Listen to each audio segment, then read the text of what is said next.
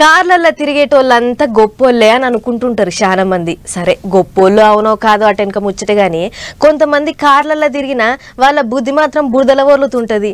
అంటే ఎవ్వళ్ళు లేనిది చూసి ఇదే సందని ఏది అవపడితే అది బళ్ళేసుకొని అవతల పడుతుంటారు. అగో అసొంటి ముచ్చటే గిది కూడా. ఓ కాడ కార్ల నుంచి దిగి అటు ఇటు చూసి ఇక నన్ను ఎవ్వళ్ళు చూస్తలేరు పో అని ఏం ఎత్తుకపోయిర్రో మీరే చూడుర్రి.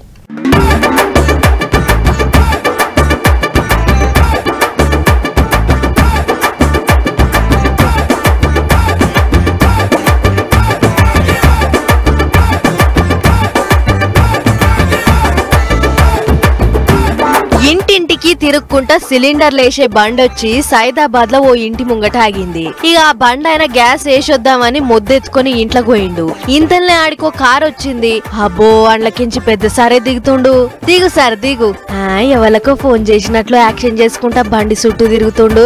ఏహే ఎవ్వలేరు నువ్వు దిగిరారా అని సైగ చేసి ఈయనకేదో పనున్నట్లు లోపల దిక్కుపోతుండు. చూస్తుంటే ఏదో ఎగిలం మోపు చేసినట్లే కొడుతుర్రు గాని డ్రైవర్ సీట్ లో ఉన్నోడు దిగిండు. ఎవ్వలేరు నువ్వు గాని నేను ఇటు దిక్కు చూస్తా అన్నట్లు సైగ చేసి లోపలికించి గ్యాస్ బండి అయినా రాగల అని కాపలాగా వస్తుండు.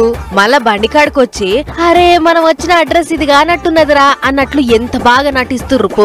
ఇద్దరిని చూడుర్రి తోవెంట పోయేటోళ్లకు గింత కూడా అనుమానం రాకుండా సేమ్ గ్యాస్ మొద్దులేసేటోళ్ళ లెక్కనే ఎంత బాగా జీవిస్తుర్రో. ఇక ఆలస్యం ఎందుకు నాయన వచ్చిన పని కానియుర్రి. మొద్దులేపుతాండు లేచి కొంచెం అయి బండ్లు వేయనే వేసిండు పో. వీంతాల పండుగలుగా వేసి ఏం వెరగని ఎడ్డిమొల్లి లెక్కనే బండి ఎక్కిండు. ఎక్కి అవతల పడ్డాడు. ఈ దొంగలు జారుకున్నాక గ్యాస్ బండి అయిన వచ్చి ఒరక్కో ఒక మొద్దు తక్కువ పడుతుంది ఎవరన్నా తీసిరా ఏందని ఆడున్న చుట్టుపక్కలను అడిగిండట.